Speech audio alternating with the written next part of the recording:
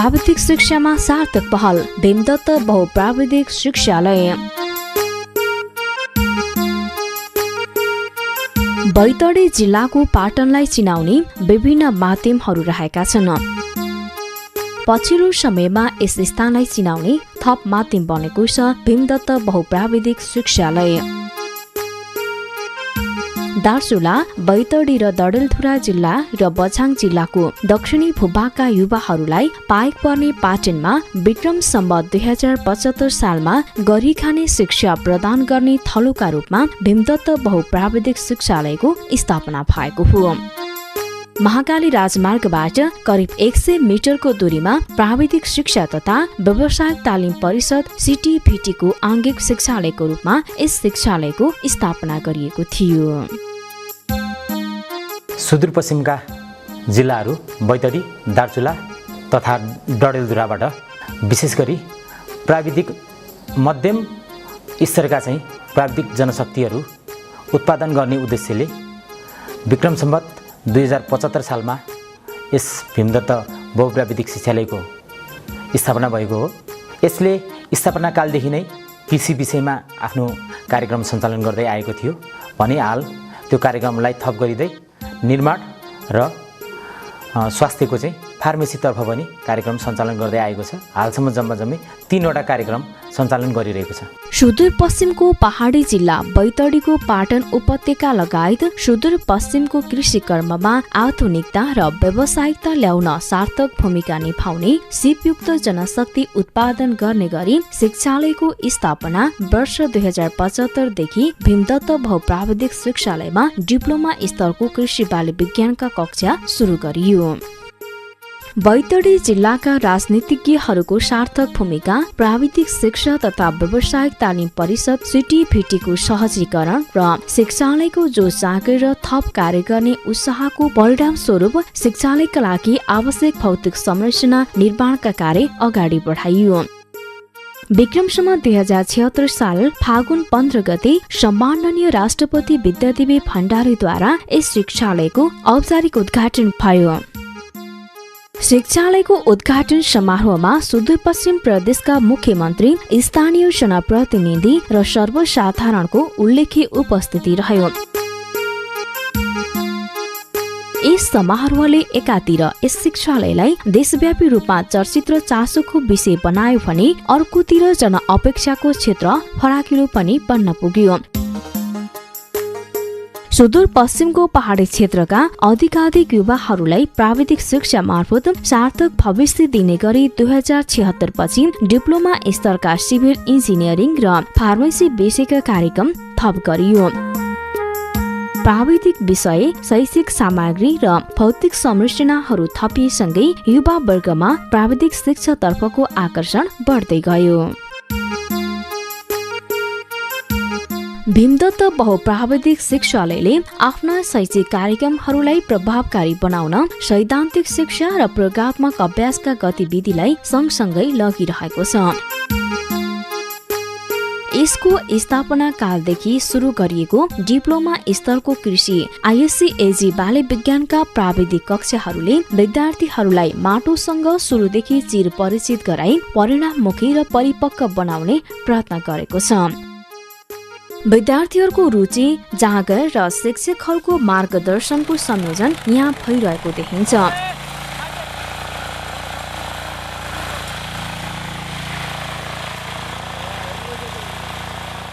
करिकुलमले भने अनुसार नै हामी सबै प्रयोगात्मक र थ्योरी क्लासहरू गराइरा हुन्छौँ र त्यो भन्दा पनि कस्तो छ भने हामीले यतातिर के प्रोडक्सन युनिटको कन्सेप्ट ल्याछौँ अनि त्यही अनुसार हामी अहिले केही उत्पादनतिर विद्यार्थीलाई जोडेर प्र्याक्टिकल अभ्यासहरू पनि गराउने, जस्तै बेर्नाहरू उत्पादन गर्ने, तरकारीहरू उत्पादन गर्ने र मार्केटमा त्यसलाई सेल गर्ने अनि अरू पनि हामी फिल्ड भिजिटहरू गराउने अनि विभिन्न रिसर्च स्टेसनहरूतिर विद्यार्थीलाई शैक्षिक अवलोकन गराउने जस्ता कार्यहरू अरू पनि गराइरहेछौँ हामी। हामीले मेनली फोकस गर्ने भनेको उहाँहरूले यता पढेर केही ज्ञानहरू सिकेर चाहिँ आफै चाहिँ आत्मनिर्भर भएर केही व्यावसायिक तरिकाले चाहिँ आफै आत्मनिर्भर भएर केही त्यस्ता फार्मिङहरू गर्लान् भन्ने हो सोच हाम्रो। र त्योसँगै चाहिँ कस्तो छ भने अहिले एग्रिकल्चरको चाहिँ धेरै एउटा वाइड छ फिल्ड। जस्तै गभर्मेन्टतिर चाहिँ कृषि ज्ञान केन्द्रहरू, त्यसपछि चाहिँ नार्क छ एउटा, नार्कतिर भयो, अनि विभिन्न एनजिओ आइएनजिओहरू, र अहिले स्थानीय तहमा पनि धेरै ठाउँहरूतिर चाहिँ एग्रिकल्चरको एकदम डिमान्ड छ र फिल्ड पनि हो। भेन्दात पोलिटेक्निक इन्स्टिट्युटमा 3 वर्ष बाल्य विज्ञान कृषि पढ्यो।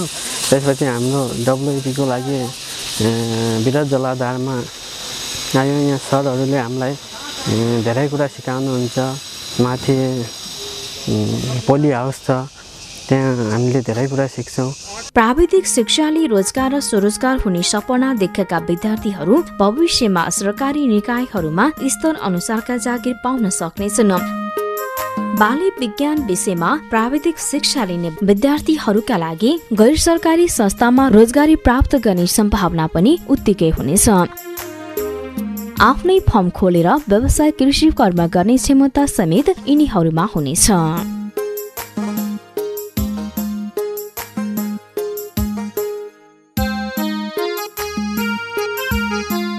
कृषि चाहिँ बाबुबाजेदेखि नै ट्रेडिसनल तरिकाले गर्दै आएको र अहिले हामीले चाहिँ केही नयाँ प्रविधिहरू आफूले शिक्षा लिएर नयाँ प्रविधिहरूको चाहिँ यही देशमा चाहिँ हामीले भित्र्याएर आफ्नै देशभित्र चाहिँ नयाँ प्रविधिहरू लिएर चाहिँ हामीले नयाँ आधुनिक तरिकाले कृषि व्यवसाय गर्नका लागि चाहिँ मैले खास कृषि पढ्न खोजेको। पहिला त अहिले एम भनेको नै फर्स्ट एजी गरेपछि आइसिएजी सिद्धिएपछि बिस्तारै लोकसेवाको तयारी पनि गर्ने अनि बिएससिएजी पनि सँगसँगै जोइन गर्ने भन्ने मैले सोचेअनुसार पुरा हुन्छ।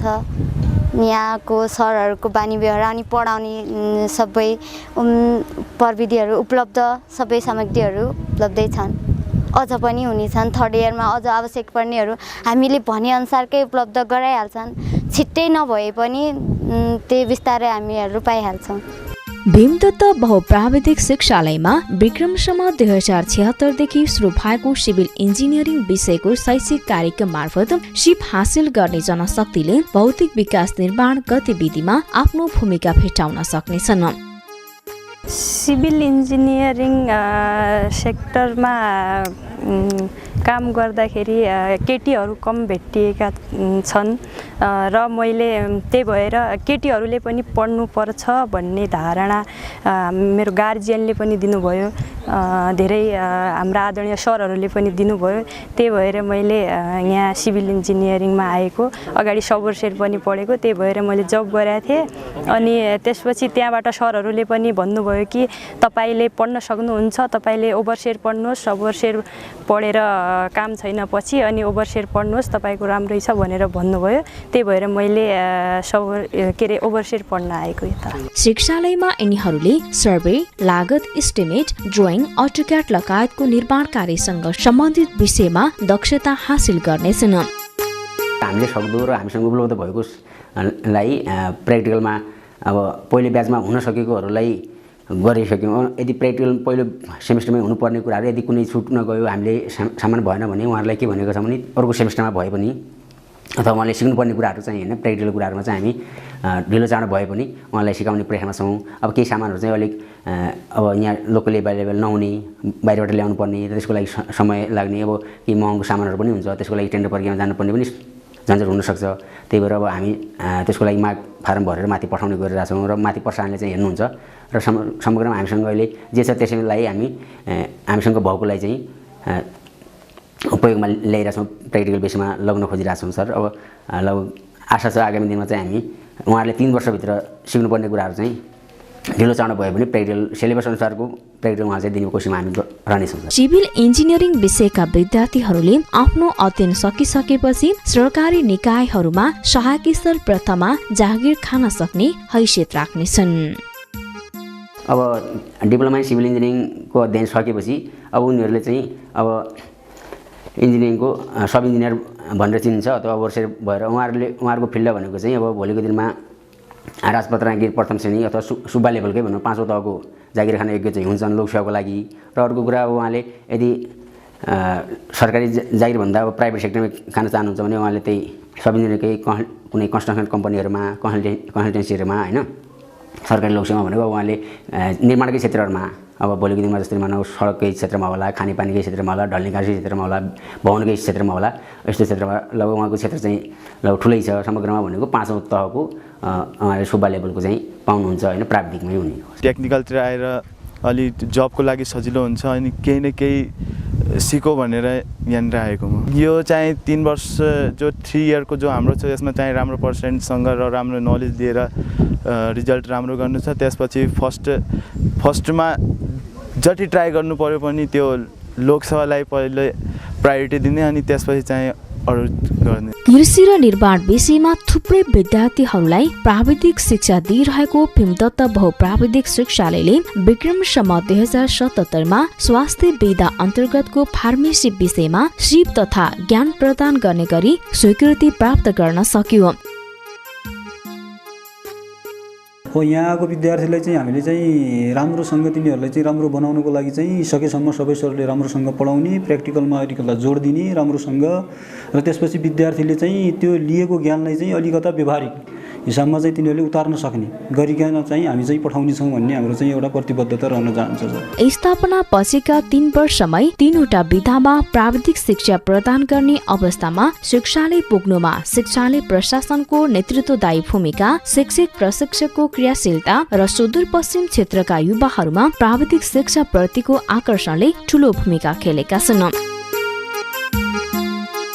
पछिल्ला 2 वर्षमा स्वास्थ्य क्षेत्र विश्वभर चासोको विषय बनिरहेको सन्दर्भमा यस शिक्षालयमा सुरु भएको फार्मेसी विषयको औचित्य बढ्दै गइरहेको छ। फार्मेसी विषय अध्ययन गरिरहेका युवाहरूका दक्षता र ज्ञानले भविष्यमा रोजगार तथा स्वरोजगारका थुप्रै अवसर अगाडि आउनेछन्। फार्मेसी भनेको सर मेन कुरो चाहिँ अब औषधिहरू जहाँ बनाउने अब कम्पनीहरू हुन्छन्, फार्मास्युटिकल्सहरू हुन्छ, कम्पनीहरू बनाउने, अब हाम्रो चाहिँ रोगहरू अब तिनीहरूले चाहिँ राम्रो गराउने, अब केही नभए पनि विद्यार्थीले चाहिँ आफ्नो लास्टमा चाहिँ एउटा चाहिँ मेडिकलै हालेर पनि बस्न सक्ने अवस्था हुनसक्छ सर। मैले फार्मेसी पढेपछि युज त अब जताततै हुन्छ। म पहिला डेन्टल पनि पढेको, अब डेन्टलमा पनि मान्छेहरूलाई दाँत दुखेर आएर उपचार मात्र गरेर त हुँदैन, उनीहरूलाई औषधि पनि दिनु पर्यो। त्यो औषधि दिनलाई चाहिँ हामीले ड्रगको बारेमा थाहा पाउनु पर्यो, जो पाए त्यही दिनु पनि भएन। त्यही भएर औषधिको सही औषधि दिनलाई चाहिँ हामीले फार्मेसी पढ्नु पर्यो। भीमदत्त बहुप्राविधिक शिक्षालयलाई छोटो समयमा नै सुदूरपश्चिम प्रदेशको सबल शैक्षिक संस्था बन्न यो अवस्थित रहेको भूगोलले ठूलो भूमिका निभाएको छ। दार्चुला, बैतडी र डडेलधुरा जिल्ला र बझाङ जिल्लाको दक्षिणी भूभागको केन्द्र भागमा यो रहेको छ। महाकाली राजमार्गबाट करिब 100 मिटर मात्रको दूरीमा यस शिक्षालयको स्थापना गरिएको छ। स्थापना भएको छोटो समयमा नै अत्यावश्यक भौतिक संरचना बनिसकेका छन्। शिक्षालयसँग कार्यशाला भवन, कम्प्युटर प्रयोगशाला, विज्ञान प्रयोगशाला र पर्याप्त उपकरणहरू विषय विज्ञहरूबाट लेखेका पुस्तकहरूले भरिएको पुस्तकालय छन्।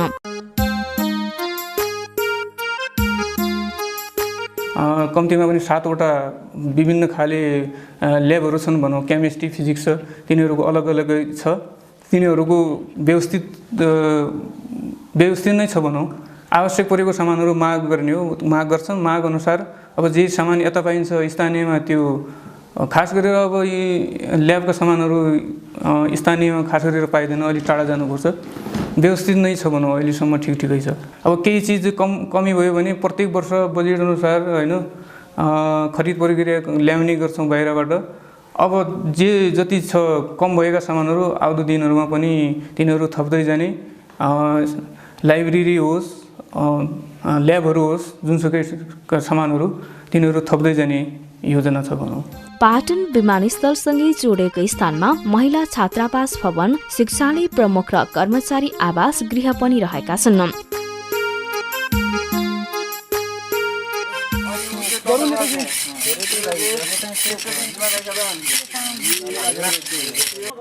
कृषि बाली विज्ञान पढिरहेका विद्यार्थीको अभ्यासका लागि खेतबारी र माछा पोखरी रहेका छन्।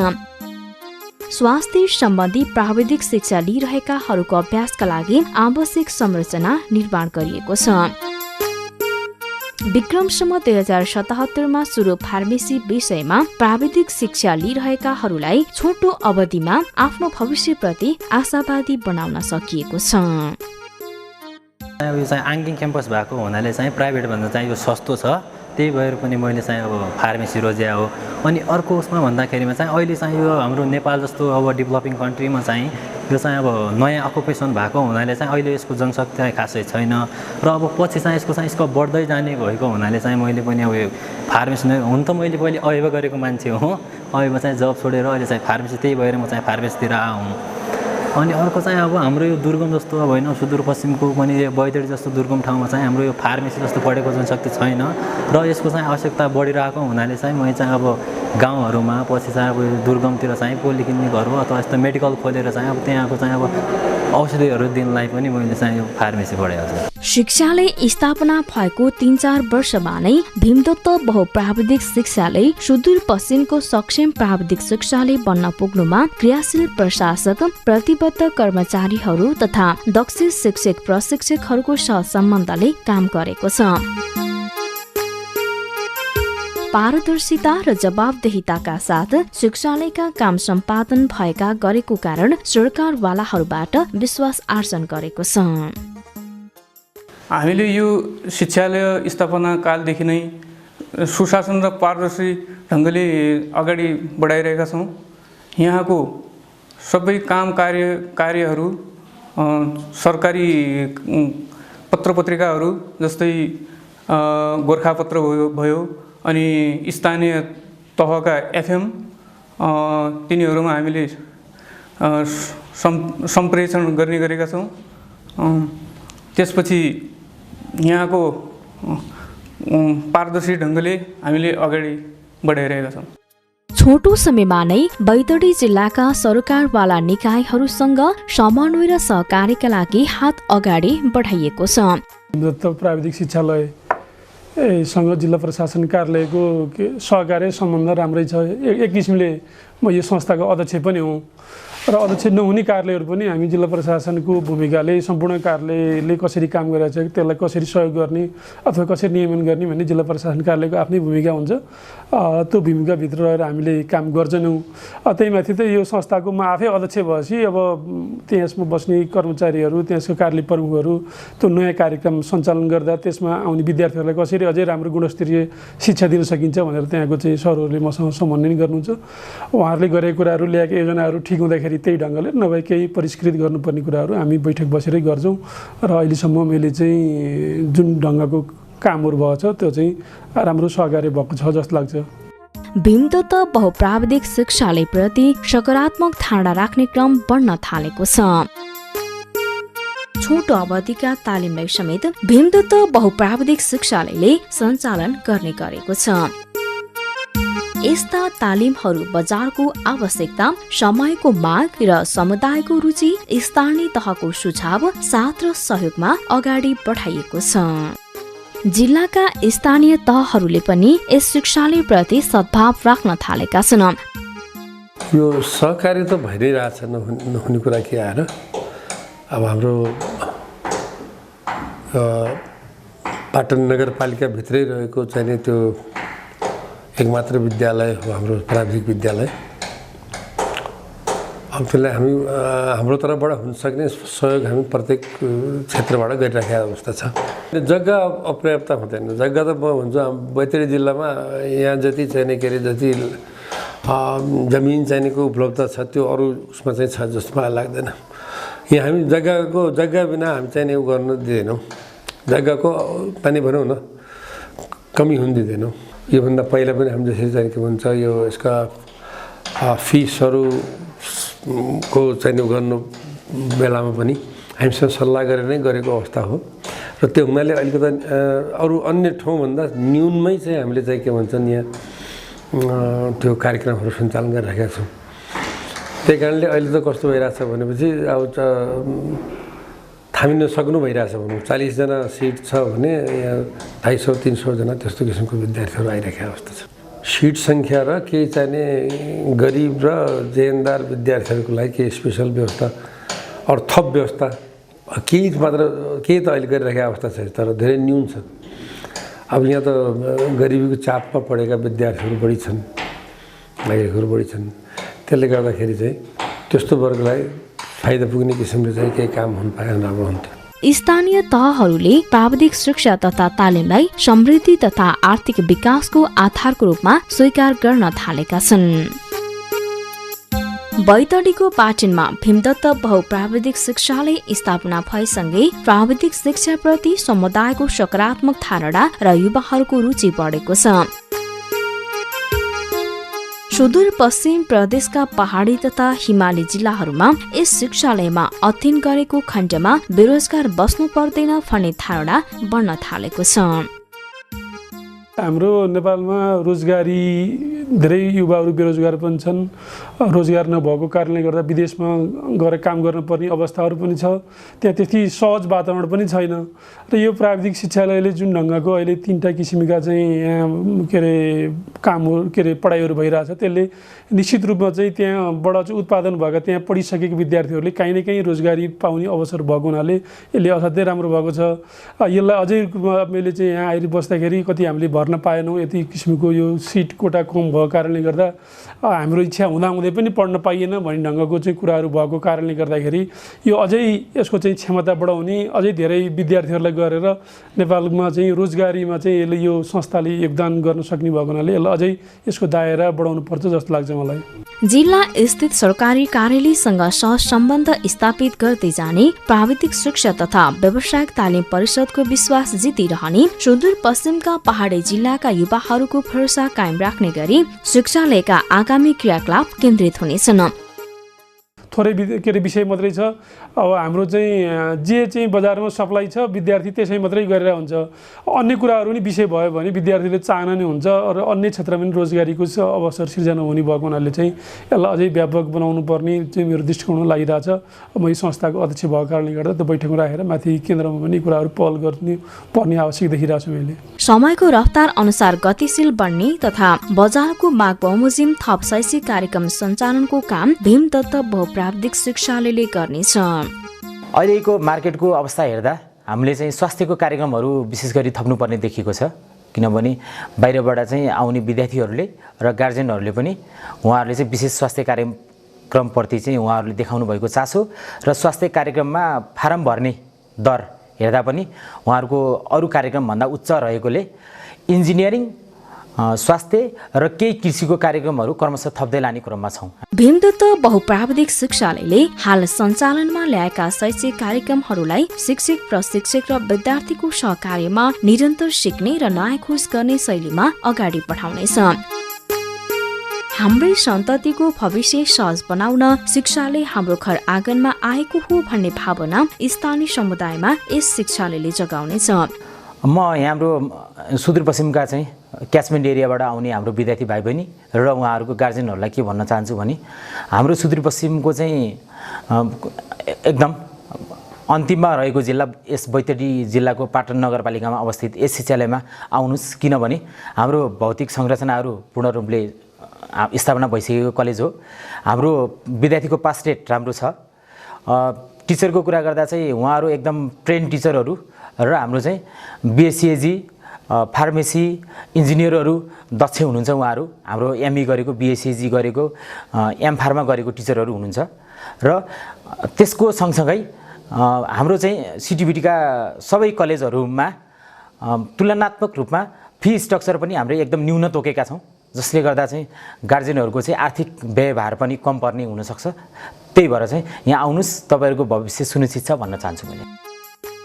शिक्षालयमा हाल उपलब्ध रहेका साधन स्रोतको अधिक उपयोग गर्ने तथा थप शैक्षिक स्रोतको व्यवस्थापन गर्दै शिक्षालयको क्षमता विकास तथा गुणस्तर वृद्धिलाई प्रमुख कर्म भीमदत्त बहुप्राविधिक शिक्षालयले बनाउनेछ।